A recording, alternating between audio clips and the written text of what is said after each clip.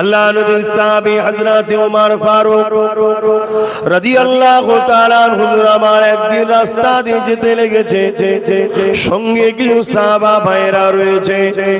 কিছুটা দূর যাওয়ার পরে একটা ফাঁকা এলাকা পড়েছে। ওই জায়গায় ঘোড়ার পিঠে যেতে যেতে হঠাৎ করে নিজের মাথাটাকে হ্যাট করে নিয়ে ঘোড়ার দিকে ওপর হয়ে পড়লেন। এমন ভাবে হ্যাট হলো যেন কিছু লেগে যাবার ব্যাপার ছিল, অথচ পুরো ফাঁকা এলাকা, কিছুই লাগার ব্যাপার নাই। সাথী সাহাবা ভাইরা দেখলেন, দেখে অবাক হয়ে গেলেন, কি ব্যাপার হলো, কেন ওপর হয়ে গেল? আসার সময় ওই জায়গাতে আবার ওপর হয়ে গেলেন। তখনই সাথী ভাইরা জিজ্ঞাসা করেছিলেন, ও ভাই হযরত ওমর, আপনি যাবার সময় এই জায়গাতে ওপর হলেন, মাথা হ্যাট করে নিলেন, আবার আসার সময় মাথা হ্যাট করছেন, এর কারণ কি জানতে পারি? আপনাদের মহল্লা না? ঠিক আছে, আজান দিলি কিনা? হ্যাঁ, জামাত জামাই জলসা শেষ হলে হবে, কি আছে, আজান দেন। আজকে একটু অক্তেই পড়বো, একটু দেরিতে পড়বো, অসুবিধা আছে?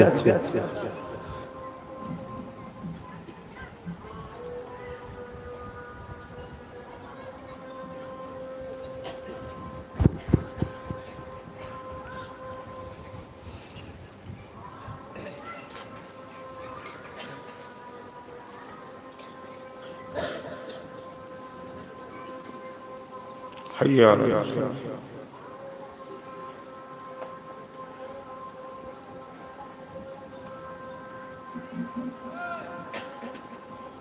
আল্লাহু আকবার, আল্লাহু আকবার।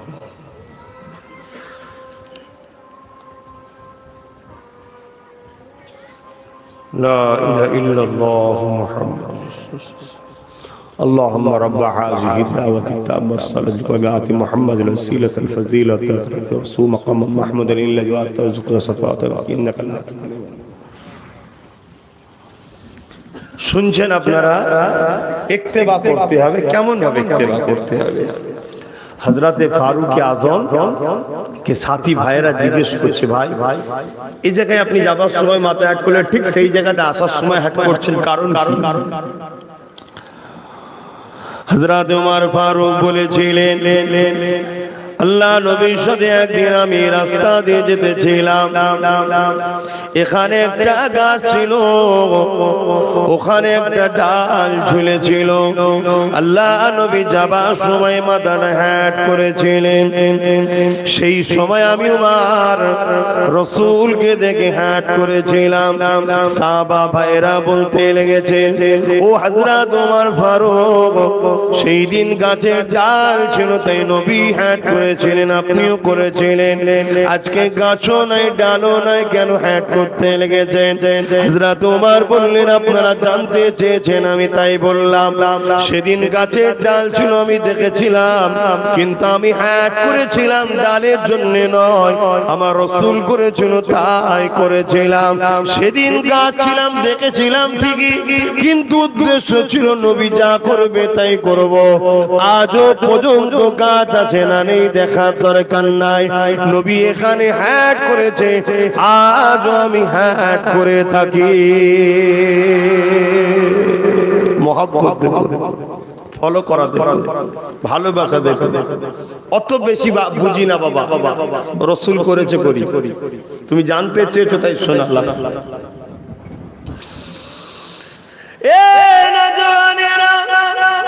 আল্লাহ পাক কোরআন পাকের মধ্যে তাই জানিয়ে দিলেন, লাকাদ কানা লাকুম ফি রাসূলিল্লাহি উসওয়াতুন হাসানাহ। এ দুনিয়া মানুষেরা, আমি তোমাদের জন্য সবচেয়ে উত্তম আদর্শওয়ালা মডেল করেছি। আমার মুহাম্মদ রাসূলকে উসওয়াতুন মানে হচ্ছে মডেল। তোমরা যা কিছু করবে আমার হাবিবকে ফলো করে করো। নামাজ পড়বে আমার হাবিবকে দেখো, রোজা রাখবে আমার হাবিবকে দেখো, হজ করবে আমার হাবিবকে দেখো, দান করবে আমার হাবিবকে দেখো, কন্যার বিবাহ দেবে আমার হাবিবকে দেখো, এলাকা পরিচালনা করবে আমার হাবিবকে দেখো, রাষ্ট্র পরিচালনা করবে আমার হাবিবকে দেখো, বিজনেস করবে, অর্থনীতি করবে আমার হাবিবকে দেখো, শিক্ষা নীতি করবে আমার হাবিবকে দেখো। যাই করো না কেন আমার হাবিবকে দেখো, কারণ আমার হাবিবকে তোমাদের জন্য মডেল করে পাঠিয়েছে। আমার হাবিব যেভাবে করতে বলেছে ওইভাবে করো। আগালো হবে না, বাড়ালো হবে না, কেননা এই দুনিয়া জমিনে উযাইর সাল্লামকে ইহুদিরা খোদার বেটা বলে আগিয়ে দিয়েছিল। ওটাও যেমন অন্যায়, কিছু লোক আবার ঈসা সাল্লামকে হত্যা পর্যন্ত করতে চেয়েছিল, ওটাও তেমন অন্যায়। বাড়ালো অন্যায় হবে, কমালো অন্যায় হবে। আমার হাবিব যেমন ভাবে করতে বলেছে ওইভাবে হুবহু তোমরা করে যাও।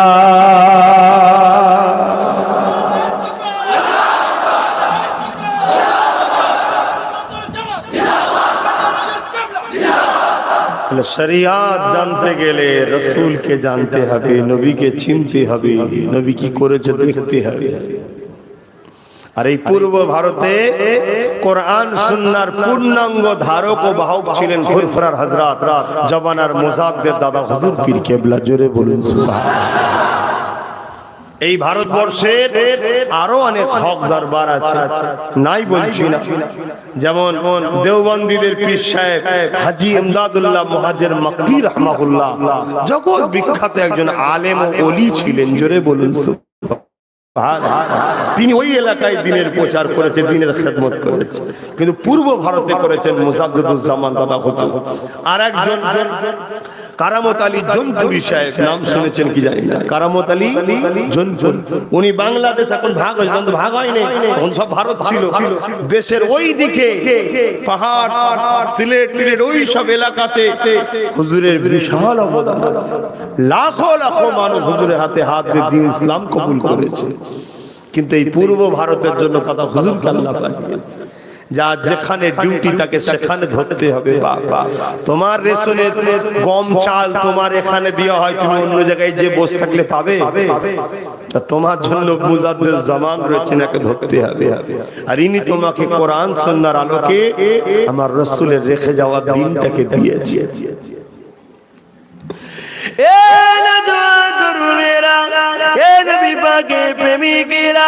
আল্লাহ নবী অনেক কষ্ট করে পৃথিবীর জমিনে সভ্যতা এনেছে, পৃথিবীর জমিনে মা বাপের মর্যাদা দিয়েছে, পৃথিবীর জমিনে কন্যা হত্যা বন্ধ করেছে, পৃথিবীর জমিনে ইনসাফ প্রতিষ্ঠিত করেছে, পৃথিবীর জমিনে সাম্য প্রতিষ্ঠিত করেছে। সেই নবী পাককে ধরে রাখো যদি শান্তি পেতে চাও। আজকে 150 বছর হলো পৃথিবীর জমিনে মুসলমান সারা দুনিয়াতে লাঞ্ছিত অপমানিত, কারণ একটাই, পৃথিবীর জমিনে মুসলমানদের হৃদয় থেকে আল্লাহ নবীর আদব ভালোবাসা হ্রাস হতে লেগেছে। পৃথিবীর জমিনে যখনই মুসলমান কামিয়াব হয়েছিল, কোন তরোয়ারের জোরে নয়, কোন বোম বন্দুকের জোরে নয়, লোক বলে নয়, পাওয়ারের জোরে নয়। এ জীবন সে বদর হতে পারে, বা আমার হিন্দুস্তানের মঈনুদ্দিন আজমিরি হতে পারে, বা হতভাগ আকবরের বিরুদ্ধে মুজাদ্দিদ আল পেশানি হতে পারে, বা এই বাংলার জমিনে বাতিলদের বিরুদ্ধে আমার আবু বকর সিদ্দিক হতে পারে। ইনারা যখনই জিতেছে একটা পাওয়ারে জিতেছে, ওই পাওয়ারটা হলো আল্লাহ নবীর প্রেম আর আদর, যাকে বলা হয় ঈমান। এই যুবকেরা, আপনারা তরুণেরা, আল্লাহ নবী দুনিয়া আসার পর থেকে নবী এখন নাই কথা সত্যের কথা বলেছিল। তৎকালীন সময় আবু জেহেল, উতবা, সাইবা, আবুল আবিরা দেখলো মুহাম্মদ যা বলে সত্য বলে, কিন্তু মুহাম্মদকে রুখা না যায় তাহলে আমাদের গুন্ডাগিরি, সন্ত্রাসী, জুলুম, সাম্রাজ্য বন্ধ হয়ে যাবে। মুহাম্মদ সত্য জানার পরও তারা নিজেদের ফায়দার জন্য, নিজেদের লুটেরার জন্য, নিজেদের নারীদের শোষণের জন্য, নিজেদের আনন্দ ফুর্তির জন্য, নিজেদের সাম্রাজ্য টিকিয়ে রাখার জন্য আল্লাহ নবী সত্য জানার পরও কাবার জমিন আমার নবীকে রক্তাক্ত করেছিল। ইতিহাস আপনারা নিশ্চয়ই জানেন। এবং তায়েফের জমিনে এত মারা মেরেছিল, নবী আমার অজ্ঞান চৈতন্য হয়ে পড়েছিল। এই যুবক, অন্যায় করলেই যে মার খেতে হবে তা নয়।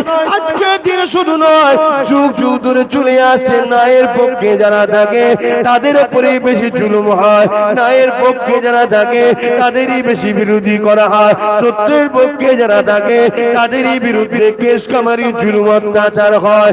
এই যুবক শুনে রেখে দাও, আমার নবী তায়েফের জমিনে যখন সত্য কথা নিয়ে গিয়েছিল, ওই তায়েফের মানুষেরা আল্লাহ নবীকে এত মারা মেরেছিল, নবী পাক জ্ঞান ও চৈতন্য হয়ে জমিনে পড়ে গিয়েছিল এবং নবী পাকের নূরের শরীর থেকে রক্ত বেরিয়ে রক্ততে ভিজে গিয়েছিল। এই অবস্থা দেখে ফেরেশতারাও কেঁদেছিল। তথাপিও আল্লাহ নবী কোনো দিনের জন্য আমাদেরকে বদদুয়া করেন। যদি বদদুয়া করত ধ্বংস হয়ে যেতাম। সেই নবীর উম্মত হিসাবে আমাদের তো ভাবা দরকার, আমরা আর যাই করি নাই করি আল্লাহ নবীর দিনের কোনোদিন ক্ষতি করব না।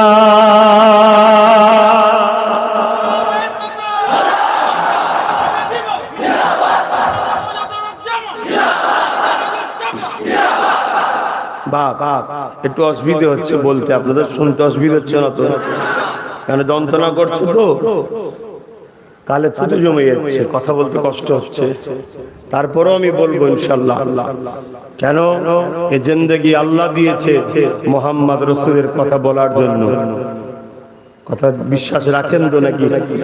আপনি যদি কোরআন দেখেন, কোরআন শরীফকে যদি দেখেন, ওলামা হযরতগণ আছেন আমার সঙ্গে একমত হন, সাই দেবেন, আর ভুল বললে শিখিয়ে দেবেন, ঝগড়া করবেন না। শিখানো আলাদা জিনিস, ঝগড়া আলাদা জিনিস। শিখালে আপনি উস্তাদ হবেন, আর ঝগড়া করলে আপনি আমার দুশমন হবেন। কেন? আমি ছেড়ে দেবো না আপনাকে। কথা বুঝছেন না? বুঝেন না? আর শিখালে আপনি আমার কি হবে? উস্তাদ হবেন। উস্তাদ তো অনেক সম্মানের জিনিস। আমি তো একজন ছোট মানুষ, দুনিয়া থেকে নিয়ে কবর পর্যন্ত মানুষের শিক্ষা শেষ আছে। এলেমের কাছে আমি ছোট মানুষ, এলেমের কাছে মরণ পর্যন্ত ছোট থাকবো। একটা মানুষ সব জানে না, একমাত্র সব জানে যিনি, তিনি হলেন মুহাম্মদ রাসূল সাল্লাল্লাহু আলাইহি সাল্লাম। তিনাকে সব জানিয়েছেন কে? যদি কেউ বলে আল্লাহ সব জানে, এটা আল্লাহর শানে ছোট করা হবে। নাউযুবিল্লাহ, ভুল বুঝবেন না। আল্লাহ জানে, এটা তো কমন ব্যাপার। তিনার কাছে জানে নাই প্রশ্ন তো আসবেই না। এটা তো আশ্চর্যের বিষয় নয় যে আল্লাহ জানে। এই আশ্চর্যের বিষয় নাকি? আল্লাহ জানবে না তো কে জানবে? এটা আশ্চর্যের বিষয় নয়। আশ্চর্যের বিষয় হলো এটা, একজন মানুষ তিনি সব জানেন। তিনি কে জানিয়েছে? তাহলে বড় কে হলো? আল্লাহ না রাসূল? আল্লাহ বড়। এখানে ছোট বড় ছোট বড় ছোট বড় অনেক জায়গায় ঝগড়া হয়। এরা আল্লাহ থেকে নবীকে বড় করে দিয়েছে। নাউযুবিল্লাহ মিন যালিক। কখনো হয়? আল্লাহ খালিক, নবী মখলুক। আল্লাহ সৃষ্টিকর্তা, নবী সৃষ্টি হয়েছে। কখনো বড় ছোট এখানে মাপ করা যায়? কিন্তু হ্যাঁ, আমি তুমি জীবনে কোনোদিন নবীর বিষয়ে বেশি মাথা মারতে গেলে হবে না। কেন? আল্লাহ খোদ নিজে রাসূলকে ভালোবাসেন এবং এত সম্মান দিয়েছেন, এত সম্মান দিয়েছেন। বুঝাবার জন্য বলছি, অ্যান্ড্রয়েড মোবাইল দেখবেন 1 মাস 2 মাস পরে আপডেট মারতে হয়। দেখেছেন না? আপডেট মারলে কি হয়? নতুন নতুন সব সিস্টেম আপডেট হয়, ঠিক না বেটি? অটোমেটিক দেখবেন আসবেন, কত সুন্দর সিস্টেম চলে আসে। আগে যেগুলো ছিল সেগুলো আছে, কিন্তু আরো নতুন আসে, ঠিক না বেটি? তা আমি বুঝাবার জন্য বলছি, আমার নবী পাক সাল্লাল্লাহু আলাইহি সাল্লাম কি আমার আল্লাহ প্রতিটা সেকেন্ডে তার মাকামকে আপডেট করছে, বাড়াচ্ছে, বেরিয়েই যাচ্ছে। জোরে বলুন সুবহানাল্লাহ। ওই যে ওয়ারাফা'না লাকা যিকরাক, বোলান্দি করেছে কতটা? আল্লাহ বলছে আমার সঙ্গে আমার আলোচনাকে আল্লাহ নিজের আলোচনার সঙ্গে শামিল করেছে, এত বাড়াচ্ছে। এবং ইন্নাল্লাহা বেশক আল্লাহ ওয়া মালাইকাতুহু এবং ফেরেশতারা ইসাল্লুনা আলান নবী, আল্লাহ যে দরুদ পড়ে বলছে বা দরুদ পাঠায়, আল্লাহ কি আমাদের মত আল্লাহুম্মা সাল্লাল্লাহু বলে নাকি? না, ওই যে নবীর মাকাম বাড়াচ্ছে, সব সময় আপডেট হচ্ছে। জোরে বলুন সুবহানাল্লাহ। জীবনে কোনোদিন তাম পৃথিবীর মানুষ এক জায়গায় হয়ে পৃথিবীর সমস্ত পানিকে যদি কালি বানিয়ে, সমস্ত গাছকে যদি কলম বানায়, নবী পাক সাল্লাল্লাহু আলাইহি সাল্লামের একদিনের মাকাম লিখে শেষ করতে পারবে না। বলবেন না সুবহানাল্লাহ? আপনারা কি খুশি নয়? তাহলে বলুন আল্লাহু আকবার। কেন আল্লাহু আকবার বললাম? নবীর সম্মান শুনে আল্লাহু আকবার বললাম কেন? এই জন্যই আল্লাহু আকবার বললাম, সত্যি আল্লাহ একমাত্র মহান। জোরে বলুন সুবহানাল্লাহ। কেন একমাত্র সত্যি আল্লাহ মহান? আল্লাহই তো বানিয়েছে, ঠিক না বেঠিক? তাই নবীর যত প্রশংসা হবে তত মূলত আল্লাহু আকবারই হবে। কেন? বানানে ওয়ালা তো আল্লাহ। জোরে বলুন সুবহানাল্লাহ। আমার নবী এমন, আল্লাহু আকবার। আমার নবী এমন, আল্লাহু আকবার। আমার নবী এক মুহূর্তে মেরাজে যায়, আল্লাহু আকবার। আমার নবী মরা মানুষেরকে হাত বললে জিন্দা হয়ে যায়, আল্লাহু আকবার। কেন? আরে এত পাওয়ার দিল কে? তাহলে প্রশংসাটা কার হচ্ছে? কিন্তু কিছু মানুষ আছে নবীর কথা বললে মন খারাপ হয়। আপনাদের হয় না তো? এটা দুর্ভাগ্য। এটা যদি হয় দুর্ভাগ্য। কেন? আল্লাহকে ধরা যায় না, আল্লাহকে অনুভব করা যায় না, আল্লাহকে দেখা যায় না, আল্লাহকে ছোঁয়া যায় না। তা আমার আল্লাহ আমাদের সুবিধার জন্য তিনি একটা তৈরি করেছেন, তিনার পছন্দনীয় তৈরি করেছেন, তৈরি করে তিনি পাঠিয়ে দিয়েছেন। যা ওটাকে ধর, ওটাকে ছো, ওটাকে চুমা দে, ওটাকে আদর কর, ওটাকে পিয়ার কর, ওটাকে ভালোবাস, ওটা আমার তোফা। যত এটাকে ভালোবাসবি আমারই কথা মানা হবে, আমি খুশি হয়ে যাব। জোরে বলুন সুবহানাল্লাহ। কেন? তোরা আমাকে দেখতে পাবি না, ধরতে পাবি না, ছুঁতে পারবি না, অনুভব করতে পারবি না। পঞ্চ ইন্দ্রিয় দ্বারা আমাকে কখনো ভাবা যায় না। কেমন তিনি? ওই জন্য আল্লাহ দিয়েছে তিনার পক্ষ থেকে, তিনার দোস্তকে, এটাকে ধর, এটাকে পিয়ার কর, এটাকে ভালোবাস, এটাকে ফলো কর, এটাকে আদর কর, এটাকে চুমা দে, এটাকে পিয়ার কর। আল্লাহ তোমার কথা আমি খুব মানি, আমি তোমায় খুব ভালোবাসি, তোমায় আমি খুব ভালোবাসি, এটাকে ছেড়ে দিয়ে বসে আছি। আরে কিরকম ভালোবাসা! খবরদার, আমার রাসূল অনেক কষ্ট করেছে আমাদের জন্য। কেননা অন্য নবী আলাইহিস সালাম দিগকে আল্লাহ পাক কিয়ামতের দিনে প্রশ্ন করবে, ও মুসা নবী, ফেরাউন কেন কলেমা বলল না? ফেরাউন কেন দ্বীনের মধ্যে আসলো না? ফেরাউনের অনুসারীরা কেন দ্বীনের মধ্যে আসলো না? হে মুসা, এটা তো তোমার কওমের মধ্যে ছিল, তোমার জামানাতে ছিল, কেন আসলো না?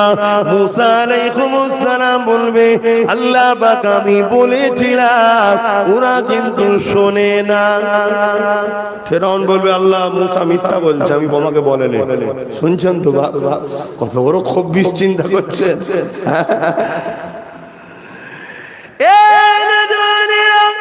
হযরত ইব্রাহিম আলাইহিস সালাম কে আল্লাহ জিজ্ঞাসা করবে, ইব্রাহিম, নমরুদ কেন দ্বীন ইসলামে আসলো না? নমরুদ কেন হকের পক্ষে আসলো না? নমরুদ কেন আমি আল্লাহ আমাকে মেনে নিল না?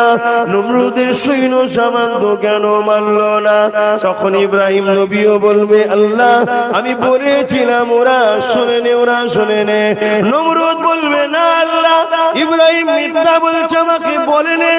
সমস্ত নবীদেরকে আল্লাহ জিজ্ঞাসা করবে, কিন্তু আমার নবীকে আল্লাহ জিজ্ঞাসা করবে না। আবু জেহেল কেন পড়েনি? উতবা কেন পড়েনি? সাইবা কেন পড়েনি? অমুক কেন নামাজ কাজা করেছিল? অমুক কেন গান শুনেছিল? অমুক কেন বদমাইশি করেছিল? আল্লাহ কিন্তু আমার নবীকে জিজ্ঞাসা করবে না। তথাপিও নবী আমার এত কষ্ট করেছেন, এত কষ্ট করেছেন, কেন করেছেন? কেন করেছে? শুধুমাত্র একমাত্র তোমাকে আমাকে ভালোবাসে। তাই তো নবী আমার যখন মেরাজে গেলেন এইরকম একটা সময়ে তো সব কথার আগে তোমার আমার দরখাস্তটা আগে দিয়েছে। সেই নবী ভুলে থাকা যায়? যারা ভোলে তারা নেমো হারাম গাদ্দার ছাড়ার কিচ্ছু নাই। আমার কথা একমত তো নাকি গো? কারা একমত হাত তুলে দেখান। আলহামদুলিল্লাহ। কেন এখন একটু জিজ্ঞেস করতে হয়? বাপ একটু জিজ্ঞেস করতে হয়, নাই সমস্যা। কথা বুঝছেন না? এ বাংলা সে বাংলা নাই। আগে সব বাপ আমার বাপ দাদুরা যা বলতো সব লিত লোকেরা, এখন সব বাপ আমারই বাপ দাদুর ঘরের ছেলেরা আমাদেরকে ধরার জন্য রাস্তার মোড়ে মোড়ে ঘুরছে। কি পানি পড়া খাইয়েছে বুঝতে পারছেন না? সুদের পয়সা, ঘুষের পয়সা, হারামের পয়সা চারিদিক থেকে সব ঢুকিয়ে দিচ্ছে। চারিদিক থেকে খা খা আর খেয়ে খেয়ে খেয়ে খেয়ে আমাদের ছেলেরা সব খারাপ দিকে চলে যায়। বছর বাপ দাদু নানা সব দাদা হুজুর পাঁচ হুজুরের কারো না কারো হাতে মুড়ি। অস্বীকার করতে পারবেন? কথা বলুন, অস্বীকার করতে পারবেন? মুজাদ্দেদ আল-পেশানি হুজুরকে চেনেন? মুজাদ্দেদ আল-পেশানি হুজুরের নাম শুনেছেন না শোনেননি? মানেন না মানেন না? হ্যাঁ, তিনি তিনার মাকতুবা শরীফের মধ্যে লিখছেন পীরের ছায়া তো পা দেওয়া যাবে না।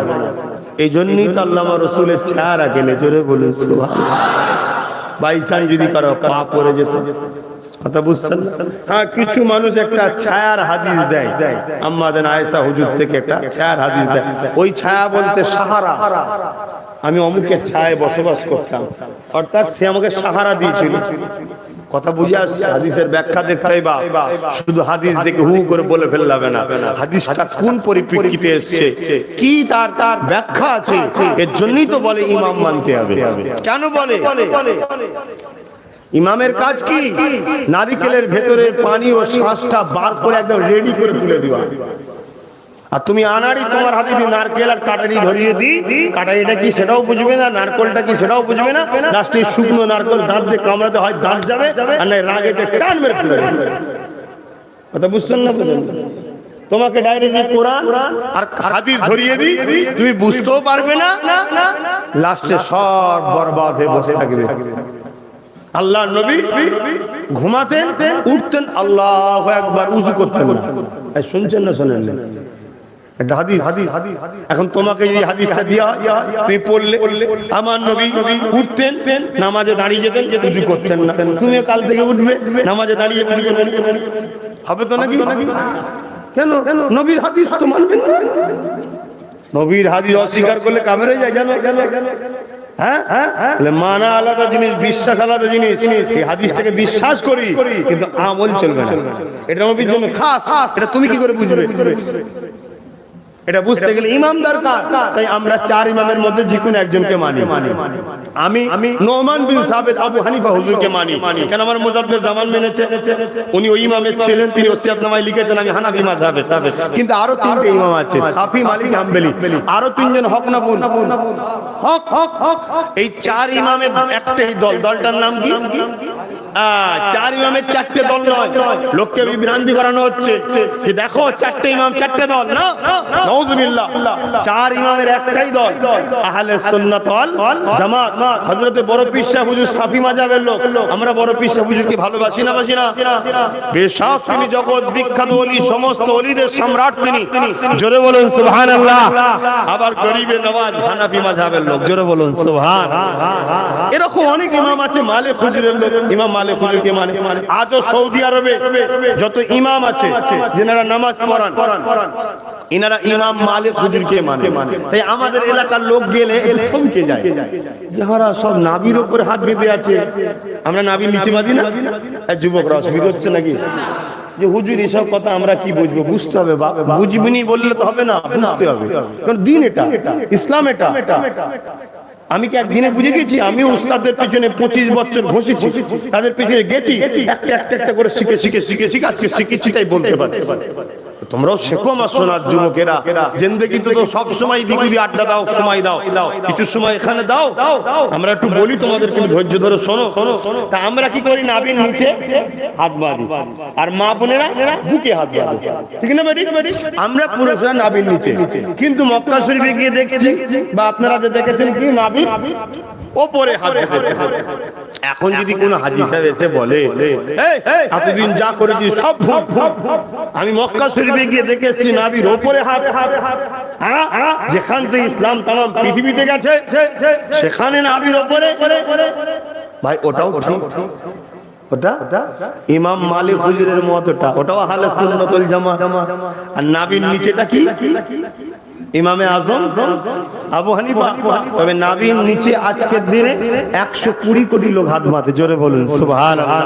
কেন? ইমামে আজম শুধু আমার তোমার নয়, ইমাম শাফির কাছে আবু হানিফা ইমামে আজম, ইমাম মালিকের কাছে আবু হানিফা ইমামে আজম, ইমাম হাম্বলের কাছে আবু হানিফা ইমামে আজম। তিন ইমামের কাছে ইমামে আজম হলো নোমান বিন সাবিত আবু হানিফা, জোরে বলুন সুবহানাল্লাহ। 200 কোটি মুসলমান আছে, তার মধ্যে 120 কোটি প্লাস তাম পৃথিবীতে আবু হানিফা হুজুরকে মানে, জোরে বলুন সুবহানাল্লাহ।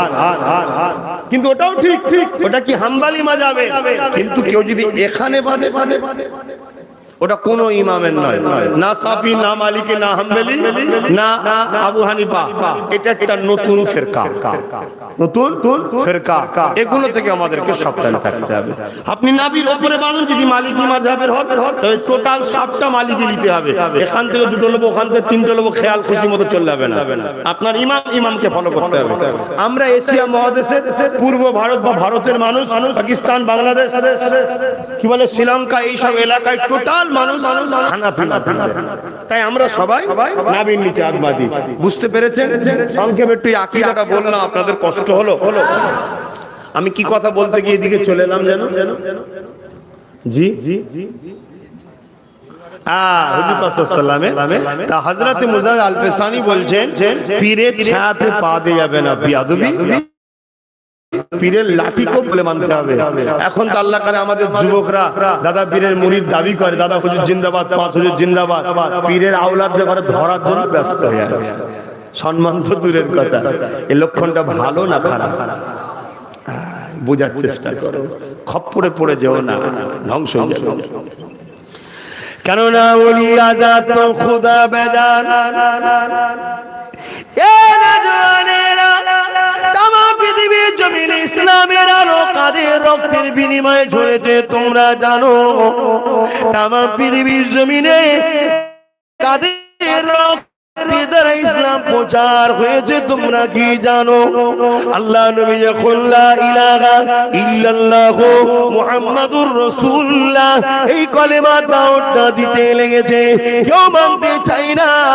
ওই সময় সর্বপ্রথম যিনি এই কলেমাটা মেনে নিয়ে নবী পাকের হাতে হাত দিয়েছিলেন, উনি অন্য কেউ নয়, উনি আমার পথ দাদর দাদর দাদর দাদর 40 যেমন করে দাদা হুজুরের 30 পোস্টে উত্তর দিকে উপর পোস্টের দাদু, 30 তে উপর পোস্টের দাদু হযরত আবু বকর সিদ্দিক, আমার নবী পাকের প্রথম খলিফা, প্রথম সাহাবী। তিনি ইমানের কালেমা পড়ে নিয়ে আল্লাহ নবীর হাতে হাত দিয়েছিলেন।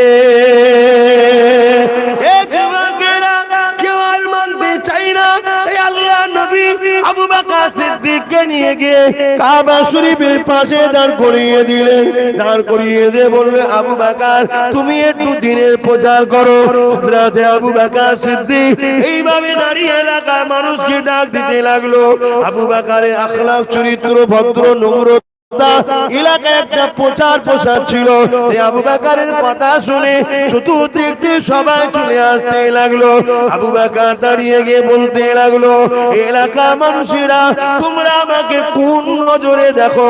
সবাই বলতে লাগলো, আবু বকর তুমি বড় ভদ্র, তুমি বড় নম্র, তুমি বড় সৎ, কখনো জুলুম অত্যাচার করো না কারোর উপরে। এ আমার উপরে যখন তোমাদের এতটা বিশ্বাস রয়েছে, তাহলে আমি আবু বকর বলি শোনো, ইনি হলেন মুহাম্মদ রাসূল। আর ইনি যে দাওয়াতটা দিতে লেগেছে, এই জমিন আসমানের দুটো তিনটে চারটে পাঁচটা খোদা নয়, মালিক একজন আল্লাহ। আমি পড়ে নিয়েছি আশহাদু আল্লা ইলাহা ইল্লাল্লাহ ওয়া আশহাদু আন্না মুহাম্মাদান আবদুহু ওয়া রাসূলুহু। হে আমার এলাকার মানুষেরা, তোমরাও ইনাকে রাসূল বলে, নবী বলে ঈমানের নূরের কলেমাটা পড়ে না। এই যুবক শুনেকেরা, এই জমিনের উপরে আল্লাহ নবী দ্বীনের প্রচার সর্বপ্রথম যিনি করেছিলেন, তিনি হলেন আমার দাদু আবু বকর।